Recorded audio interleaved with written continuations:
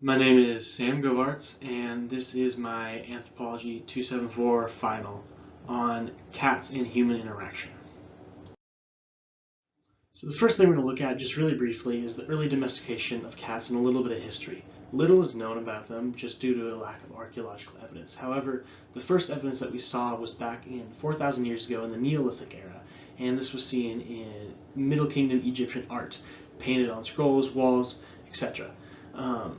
Another early domestication sign of early domestication of cats was in early civilizations and farming, where cats were used to kill pests, or cats kind of found their way to these farming villages, killed the pests. The humans, the farmers liked that, kept the cats around, started to feed them, started to care for them, and they had a symbiotic relationship from there. And that was one of the earliest forms. And things kind of developed from that point. So the first section we're looking at is on behavior of cats and how their behavior changes based on different sorts of human interactions.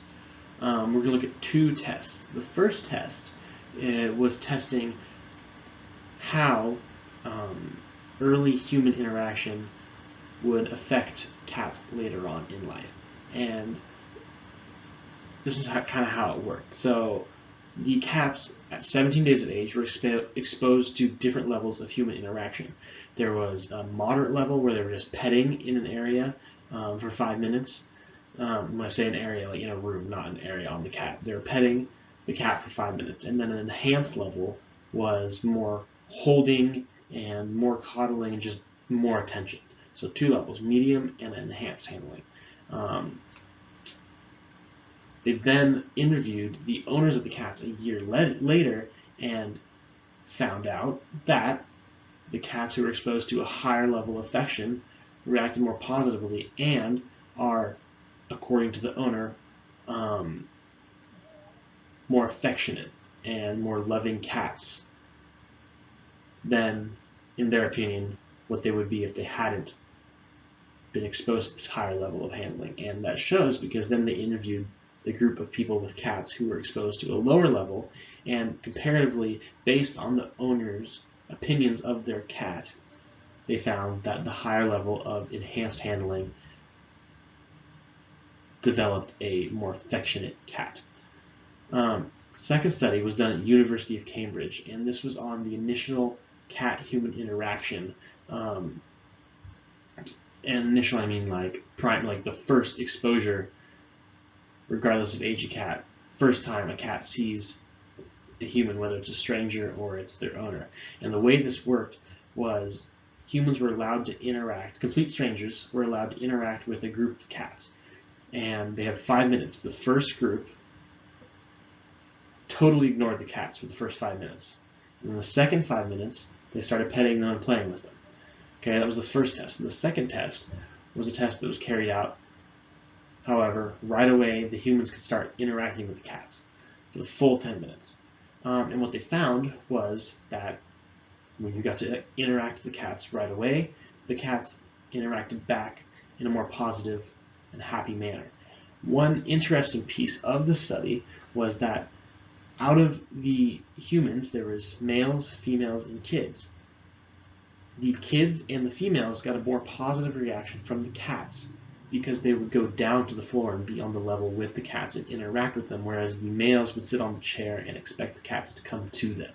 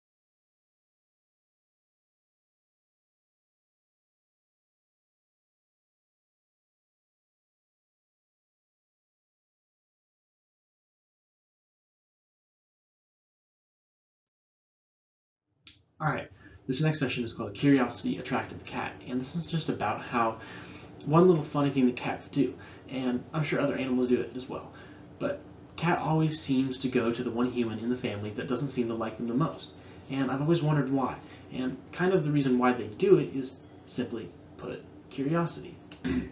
They are investigating this human that's not giving them any feedback. The human isn't giving eyesight. The human isn't touching them. The human isn't petting them. There's no sort of interaction between the cat and the human, and the cat doesn't know anything about the person. They're a stranger, so they're just being curious and assessing that person's position on the cat's presence, getting to know them a little bit better.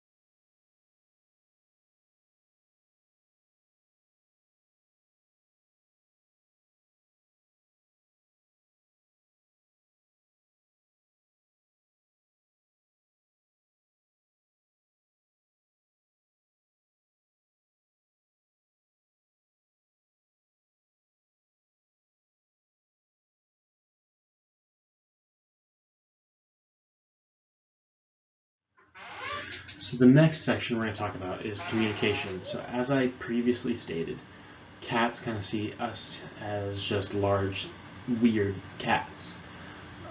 So there's many similarities in the communication that they do in a cat-to-cat interaction versus a human-to-cat interaction. Now, the first thing we're going to look at is physical communication, and that's through head rubbing or they're bumping up on you around your legs. You'll be on the ground, they'll come up and rub their side up on your shoulder or something like that. This is a action that is often done by cats living in a colony where they'll rub their heads or bodies together and exchange scents just to kind of get to know one another. And they're doing the same exact thing with us.